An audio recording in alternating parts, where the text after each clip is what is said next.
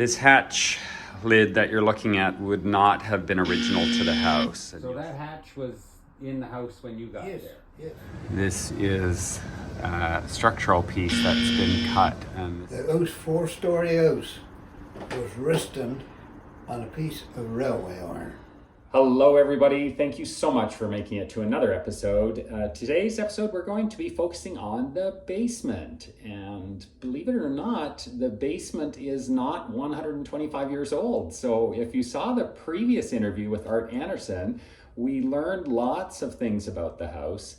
Specifically, the basement would have been poured and created sometime in around the early 50s. So interesting information that we did not know prior to. This video was shot actually prior to the Art Anderson video, so you will come across a couple of those contradictions.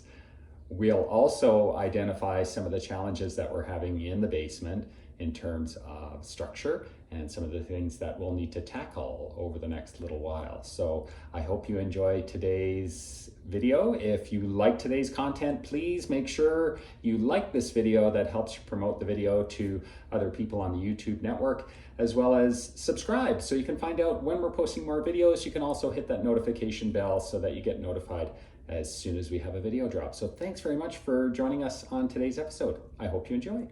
okay, so here we are in the kitchen, and if anybody was wondering, so that's the door to the laundry. I'll just pop that open so everybody...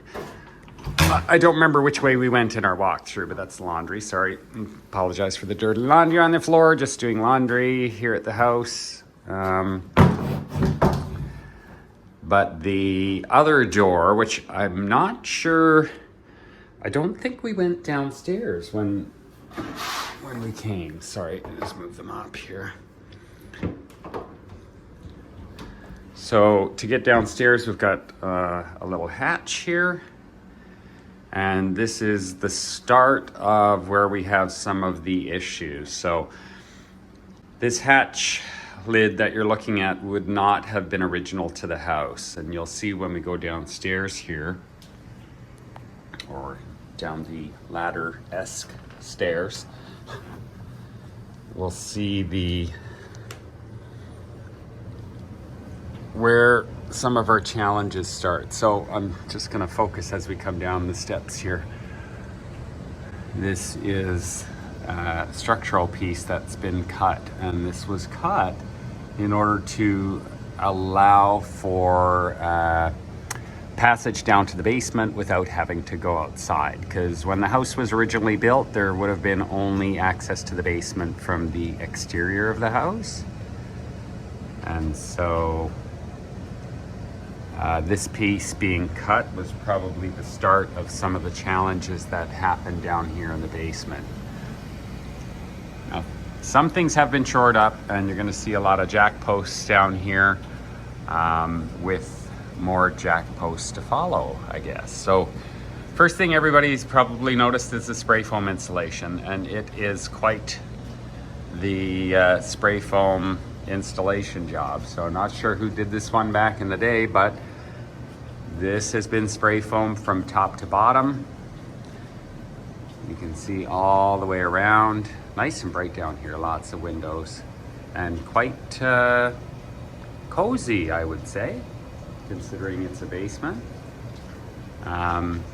So just take you for a quick tour around the basement, and then we can actually talk about some of the structural issues. So first thing we notice is our electrical panel, and this is a 100 amp service. Certainly with some limitations. I do remember growing up with the screw-in fuse panels, but those have long been gone. But this one obviously will need a new panel and updating all of the electrical, which I'm quite handy with, so tackling some of that won't be an issue. So we can see that as one of the two chimney bases we have, the other one just on the other side by the furnace there. So We do have a shower down here. Oh, I forgot to point out, this door here goes through to underneath the porch on the front steps. So that can't be seen from outside the house because it is covered. And then that is the second access door into the basement, the original access door that is currently holding back a snowdrift. There's lots of snow on that side of the house there. So furnace is, you know, not ancient, but not brand new. It is an oil furnace, and so this we will definitely want to be removing at some point in time. And this oil furnace would be connected to the oil tank where we currently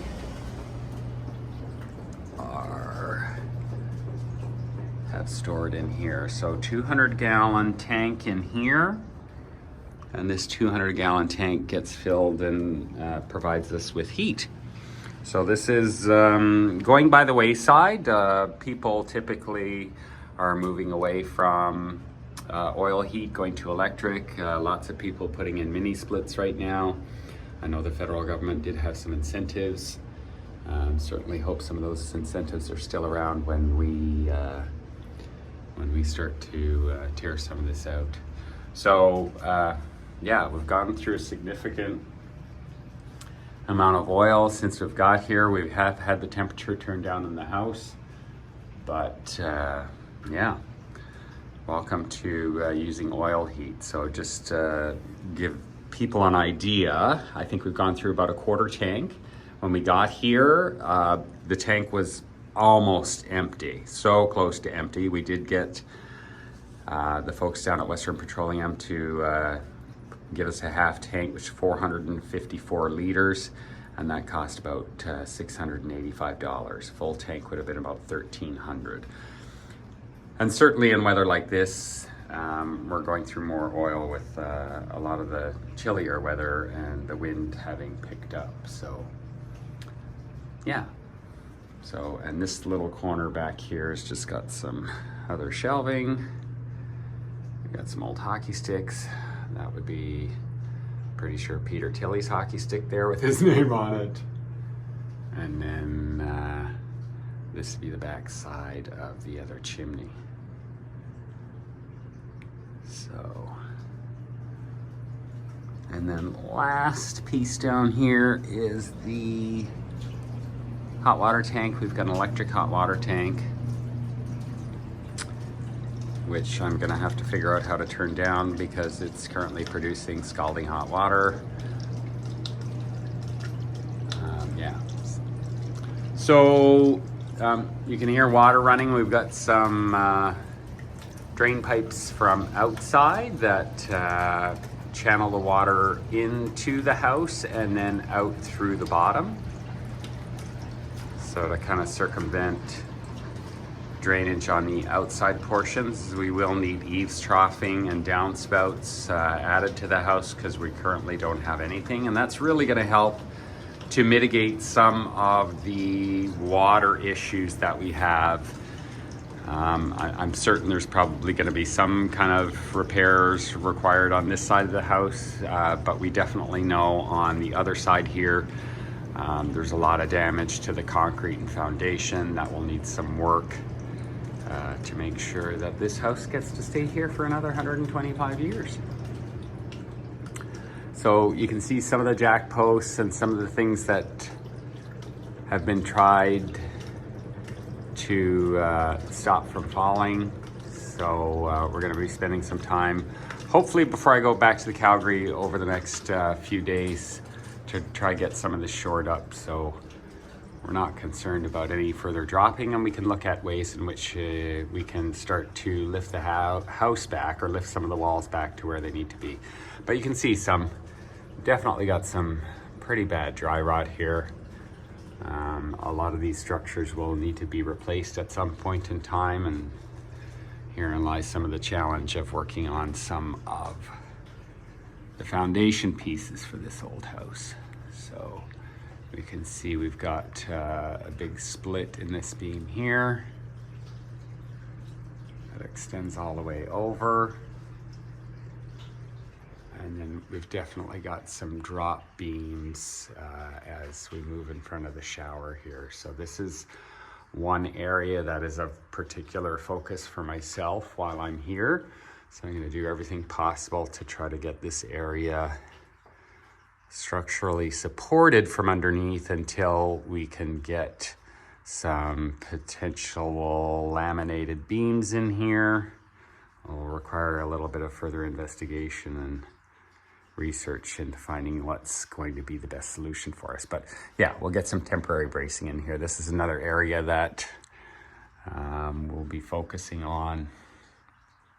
I'd like to get this section removed and supported again. So it's hard to tell again from the video, but this board here is not doing a whole lot in terms of support. It's already started to bow. We've got a bit of a bend to the wood, so getting some larger timber in here to support this will be the focus over the next few days before I head back to Calgary. So it gives you a little glimpse into the basement and what things look like down here. Again, lots of things to remove and get out of the rafters here, and to allow us to better see some of the structures down here and what we need to support. I'll give you one more shot here over by the old chimney. So yeah, we can see some more concerns here with respect to the foundation. We definitely have some more dry rot here. And probably a few more concerns, I think, with the structure part of it than we had initially anticipated. We do know that it required a better flooring system in here to make sure that the house remains, but nothing that can't be fixed, right? And that's the thing. This house is certainly not beyond repair. There are going to be certainly a lot of repairs, but not beyond repair. So yeah, there's your view of the basement. And look, oh, looks like little Billy Brine there.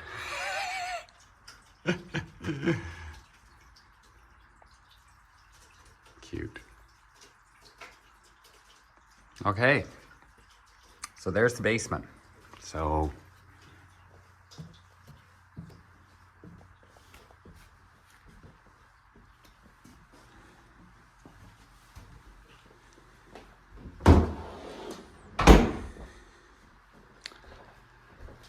there you have it. That is the basement and some of our challenges in the basement, and we'll, like as I mentioned, we'll be focusing on those over the next few days. So little bits of blue sky there wanting to peek out. We do have sunshine coming and going, but we are expecting a big storm overnight. So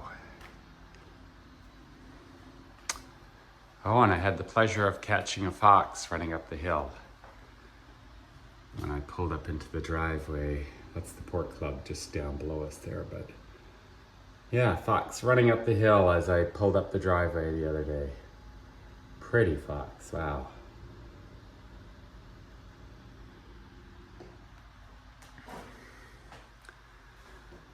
Okay, so that's it for now. Stay tuned. There'll be more to come, especially with the basement as we dig deep into making sure all of that's shored up. Hopefully we can share some more videos before I depart and head back to Calgary. And thanks for following along. Thanks for watching, and we'll see you in the next one. Okay, so I was just downstairs, and so many things on the go that you don't take notice of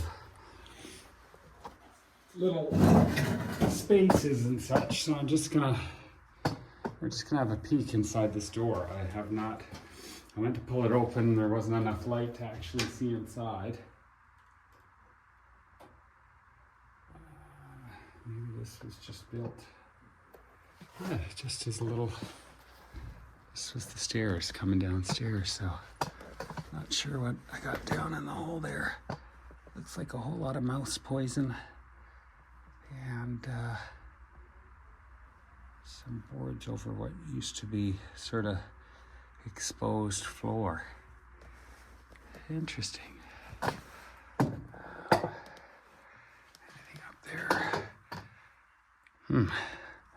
Anyways, just in case anybody asks me later on, what's underneath those stairs? Mouse poison.